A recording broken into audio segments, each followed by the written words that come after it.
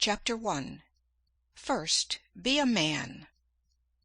The great need at this hour is manly men. We want no goody-goody piety, we have too much of it. We want men who will do right, though the heavens fall, who believe in God, and who will confess him. Rev. W.J. Dawson. All the world cries, "Where is the man who will save us? We want a man." Don't look so far for this man, you have him at hand. This man, it is you, it is I, it is each one of us. How to constitute oneself a man? Nothing harder if one knows not how to will it, nothing easier if one wills it. Alexander Dumas. "I thank God I am a Baptist," said a little short doctor of divinity, as he mounted a step at a convention. "Louder, louder!" shouted a man in the audience. "We can't hear." "Get up higher," said another. "I can't," replied the doctor. "To be a Baptist is as high as one can get." But there is something higher than being a Baptist, and that is being a man. Rousseau says, "According to the order of nature, men being equal, their common vocation is the profession of humanity, and whoever is well educated to discharge the duty of a man cannot be badly prepared to fill any of those offices that have a relation to him. It matters little to me whether my pupil be designed for the army, the pulpit, or the bar. To live is the profession I would teach him.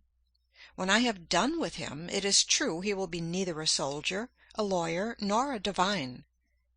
Let him first be a man. Fortune may remove him from one rank to another, as she pleases, he will always be found in his place." "First of all," replied the boy James A. Garfield, when asked what he meant to be, "I must make myself a man. If I do not succeed in that, I can succeed in nothing." "Hear me, O men!" cried Diogenes in the marketplace at Athens. And when a crowd collected around him, he said scornfully, "I called for men, not pygmies." One great need of the world today is for men and women who are good animals. To endure the strain of our concentrated civilization, the coming man and woman must have an excess of animal spirits. They must have a robustness of health. Mere absence of disease is not health. It is the overflowing fountain, not the one half full, that gives life and beauty to the valley below. Only he is healthy who exults in mere animal existence, whose very life is a luxury, who feels a bounding pulse throughout his body, who feels life in every limb, as dogs do when scouring over the field, or as boys do when gliding over fields of ice. Dispense with the doctor by being temperate, the lawyer by keeping out of debt, the demagogue by voting for honest men, and poverty by being industrious. "Nephew," said Sir Godfrey Kneller, the artist, to a Guinea slave trader, who entered the room where his uncle was talking with Alexander Pope, "you have the honor of seeing the two greatest men in the world." "I don't know how great men you may be," said the Guinea man, as he looked contemptuously upon their diminutive physical proportions, "but I don't like your looks. I have often bought a much better man than either of you, all muscles and bones, for 10 guineas. A man is never so happy as when he suffices to himself, and can walk without crutches or a guide. Said Jean Paul Richter, "I have made as much out of myself as could be made of the stuff, and no man should require more." "The body of an athlete and the soul of a sage," wrote Voltaire to Helvetius. "These are what we require to be happy." Although millions are out of employment in the United States, how difficult it is to find a thorough, reliable, self-dependent, industrious man or woman, young or old, for any position, whether as a domestic servant, an office boy, a teacher, a brakeman, a conductor, an engineer, a clerk, a bookkeeper, or whatever we may want. It is almost impossible to find a really competent person in any department, and oftentimes we have to make many trials before we can get a position fairly well filled. It is a superficial age. Very few prepare for their work.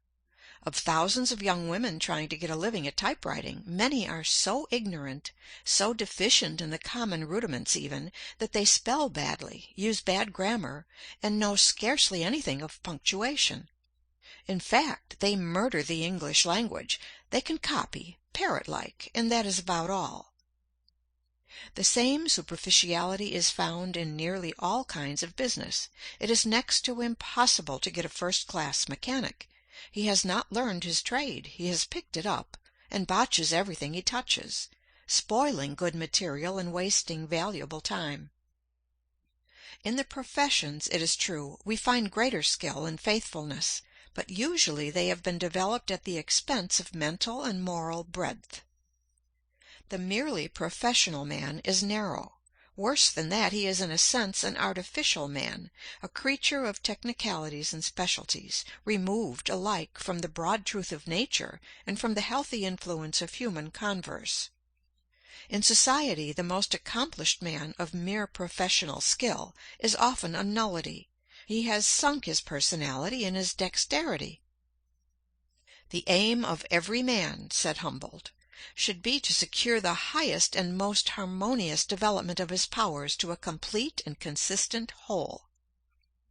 Some men impress us as immense possibilities.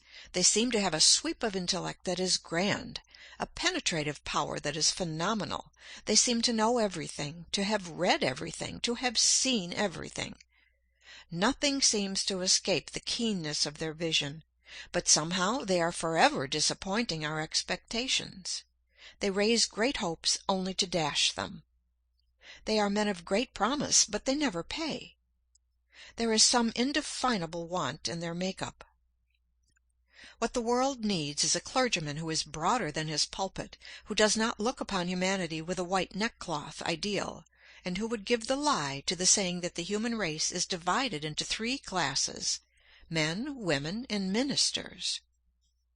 Wanted, a clergyman who does not look upon his congregation from the standpoint of old theological books and dusty cobweb creeds, but who sees the merchant as in his store, the clerk as making sales, the lawyer pleading before the jury, the physician standing over the sick-bed. In other words, who looks upon the great throbbing, stirring, pulsing, competing, scheming, ambitious, impulsive, tempted mass of humanity as one of their number, who can live with them, see with their eyes, hear with their ears, and experience their sensations.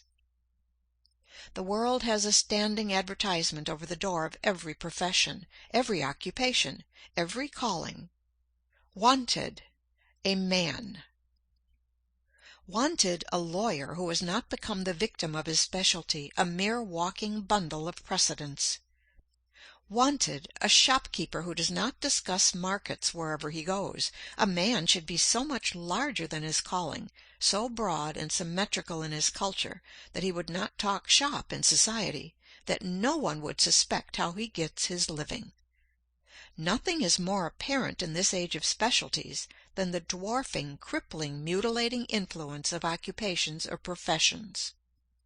Specialties facilitate commerce and promote efficiency in the professions, but are often narrowing to individuals. The spirit of the age tends to doom the lawyer to a narrow life of practice, the business man to a mere money-making career. Think of a man, the grandest of God's creations, spending his lifetime standing beside a machine for making screws. There is nothing to call out his individuality, his ingenuity, his powers of balancing, judging, deciding. He stands there year after year until he seems but a piece of mechanism. His powers, from lack of use, dwindle to mediocrity, to inferiority, until finally he becomes a mere part of the machine he tends. Wanted, a man who will not lose his individuality in a crowd, a man who has the courage of his convictions, who is not afraid to say "no," though all the world say "yes." Wanted, a man who, though he is dominated by a mighty purpose, will not permit one great faculty to dwarf, cripple, warp, or mutilate his manhood, who will not allow the overdevelopment of one faculty to stunt or paralyze his other faculties. Wanted, a man who is larger than his calling, who considers it a low estimate of his occupation to value it merely as a means of getting a living. Wanted, a man who sees self-development, education and culture, discipline and drill, character and manhood in his occupation. As nature tries every way to induce us to obey her laws by rewarding their observance with health, pleasure, and happiness, and punishes their violation by pain and disease, so she resorts to every means to induce us to expand and develop the great possibilities she has implanted within us. She nerves us to the struggle beneath which all great blessings are buried, and beguiles the tedious marches by holding up before us glittering prizes, which we may almost touch, but never quite possess. She covers up her ends of discipline by trial, of character building through suffering, by throwing a splendor and glamour over the future, lest the hard dry facts of the present dishearten us, and she fail in her great purpose. How else could nature call the youth away from all the charms that hang around young life, but by presenting to his imagination pictures of future bliss and greatness, which will haunt his dreams until he resolves to make them real? As a mother teaches her babe to walk by holding up a toy at a distance, not that the child may reach the toy, but that it may develop its muscles and strength, compared with which the toys are mere baubles. So nature goes before us through life, tempting us with higher and higher toys, but ever with one object in view, the development of the man. In every great painting of the masters there is one idea or figure which stands out boldly beyond everything else. Every other idea or figure on the canvas is subordinate to this idea or figure, and finds its real significance not in itself, but, pointing to the central idea, finds its true expression there. So in the vast universe of God every object of creation is but a guide-board with an index finger pointing to the central figure of the created universe, man. Nature writes this thought upon every leaf. She thunders it in every creation. It exhales from every flower. It twinkles in every star. Open thy bosom, set thy wishes wide, and let in manhood, let in happiness.